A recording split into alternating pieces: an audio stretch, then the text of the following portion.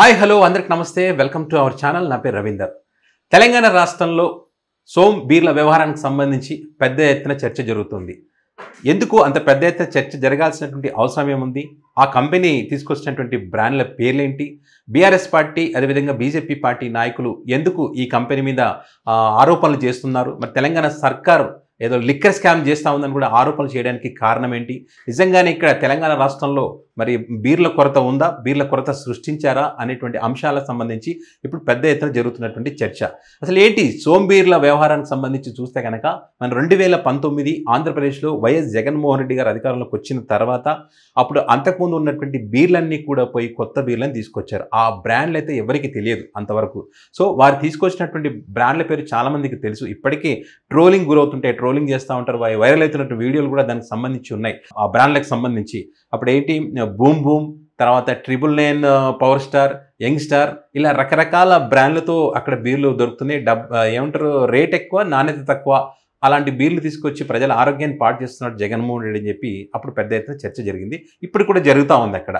అయితే సేమ్ అదేవిధంగా తెలంగాణ రాష్ట్రంలో కూడా ఆ రకమైనటువంటి కొత్త బ్రాండ్లను తీసుకొస్తూ ఉన్నారు. ఇంతకుముందు ఉన్నటువంటి బ్రాండ్లు ఏవి కూడా లేకుండా కొత్త బ్రాండ్లు తీసుకొస్తున్నారు. దానికి కారణం ఏంటి అనే దానికి సంబంధించి బీఆర్ఎస్ పార్టీ నాయకులు చేస్తున్నటువంటి ఆరోపణలు ఏంటంటే, ఏదైతే 5,000 కోట్ల కుంభకోణం జరిగిందనేది మేము మొదటి నుంచి నెత్తినోరు మొత్తుకుంటాం, ఎవరు పట్టించుకోవడం లేదు. దీని వెనక పెద్ద కుట్రనే జరిగింది. మీరు ఈ మధ్యకాలంలో బాగా అబ్జర్వ్ చేస్తే కనుక ఈ తెలంగాణ రాష్ట్రంలో మద్యం వైన్ షాప్లకు ఎక్కడికి వెళ్ళినా కూడా బీర్లు దొరకని పరిస్థితి మనం చూసాం. ఏదైనా ఇప్పటికే ఉన్నటువంటి కింగ్ ఫిషర్ కానీ, రాయల్ ఛాలెంజ్ కానీ, బడ్వెజర్ బీర్లు కానీ, లైట్ అండ్ స్ట్రాంగ్ బీర్లు, ఇవన్నీ కూడా అంటే ఎక్కువగా సేల్ అయ్యేటువంటి బీర్లు, ఎక్కువగా మద్యం ప్రియులు తాగేటువంటి బీర్లు ఏవి కూడా లభ్యం కాలేదు. స్టాక్ ఎక్కడ కూడా దొరకలేదన్నమాట.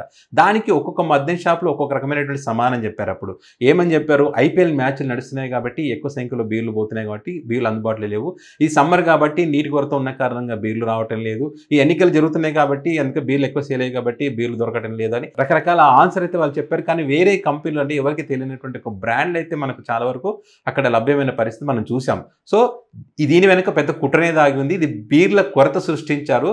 బీర్లు మనకు లేక కాదు, బీర్ల కొరత సృష్టించి కొత్త బ్రాండ్లు ఇక్కడ తీసుకురావడానికి, కొత్త కంపెనీలకు అనుమతి ఇవ్వడానికి ఈ రకంగా చేశారనేటువంటిది బీఆర్ఎస్ పార్టీ చేసినటువంటి ఆరోపణ.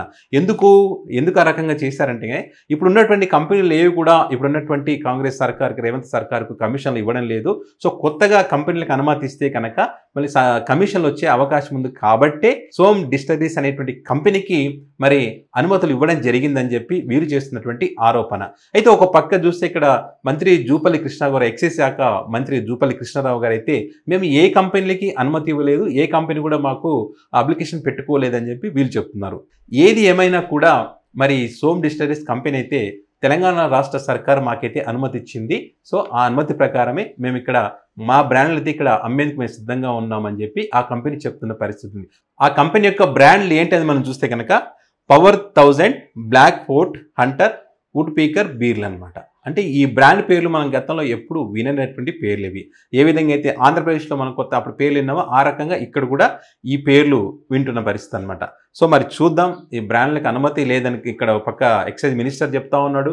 మరి వాళ్ళేమో కంపెనీ ఏమో మాకు అనుమతి లభించిందని వాళ్ళు చెప్తా ఉన్నారు. మరి కొత్త బ్రాండ్లకు సంబంధించి ఇంకా ఎలాంటి దుమారం రేగుతుందో తెలంగాణ రాష్ట్రంలో అయితే చూద్దాం.